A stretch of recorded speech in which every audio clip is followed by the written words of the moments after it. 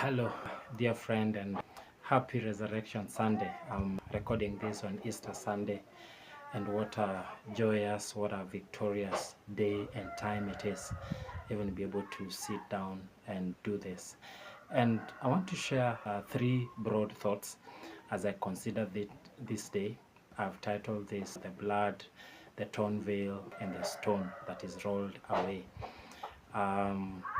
If you're a Christian, this is arguably the most central of reflective days of our lives. Think about it this way. If you've ever had a loan, the expectation is that that loan should be paid. Now, when the loan is not paid, the interest builds up, and the loaning authority, who could be the bank or microfinance institution, has a legal right to come and seek that you pay them. So that could even mean seizing your property. It could even mean selling your assets and so on and so forth.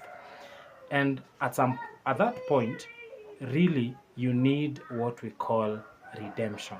In other words, somebody or something that can pay off that debt that you are owing. This is a value of the blood of Jesus Christ that was shed for you and I. The blood means life. Now remember that God is just, and yes, He is loving. So just means that He has to be able to ensure that every ill that is committed, there has to be a punishment. And so this punishment was paid for you and I by the blood being atoned for us.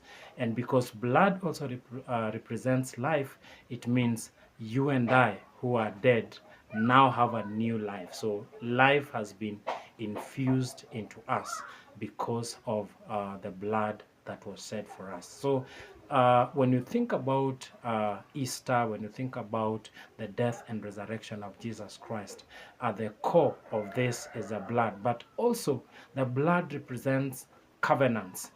In ancient times and even in biblical times, what would be used to seal covenants was blood. So you and I now get into a new covenant based on the blood. So we are redeemed, our debt, the price is fully paid, and we are now in a new covenant.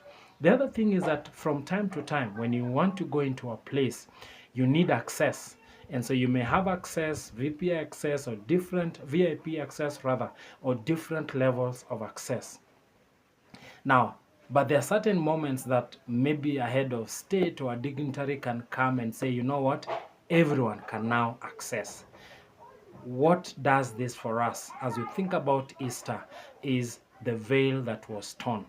And history and the Bible records that the veil was torn from up to bottom, meaning that it was God initiated. And what that granted us, you and I, is that we have full access now. So the dignitary here, the King of Kings and Lord of Lords, now gives us full access to God.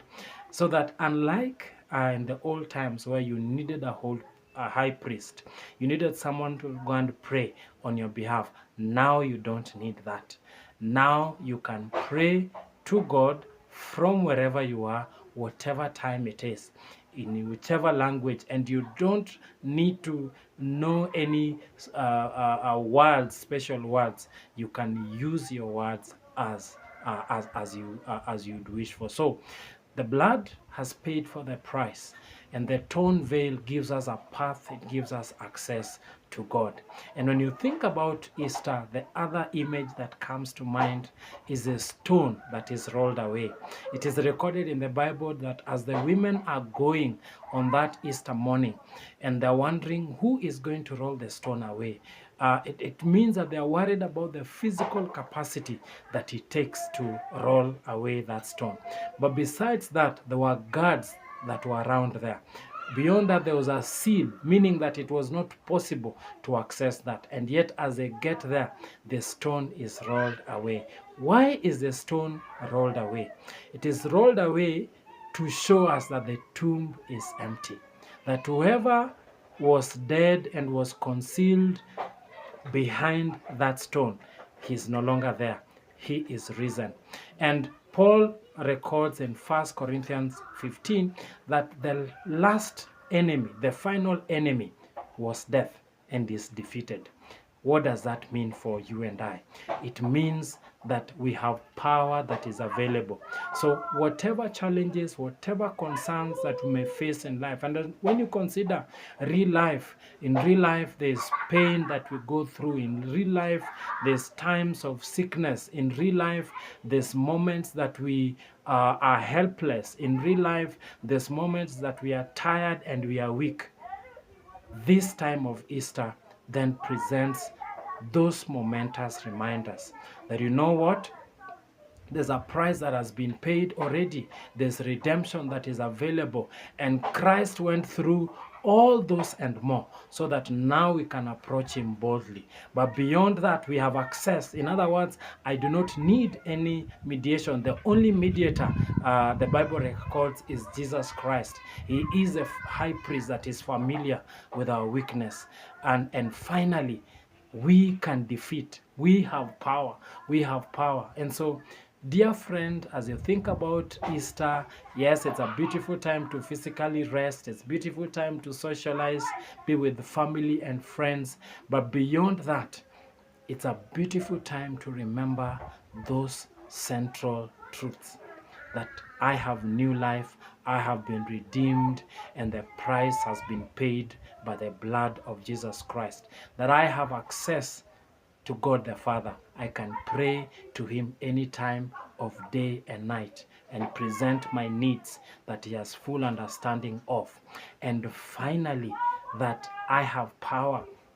The same power that resurrected him is available in me. That is why the author of Ephesians would say that he can do exceedingly abundantly above all I can think, ask, or imagine, according to his power within me or within us. And so happy Resurrection Sunday. Have a blessed time as you consider that the price has been paid. You have the path and you have the power.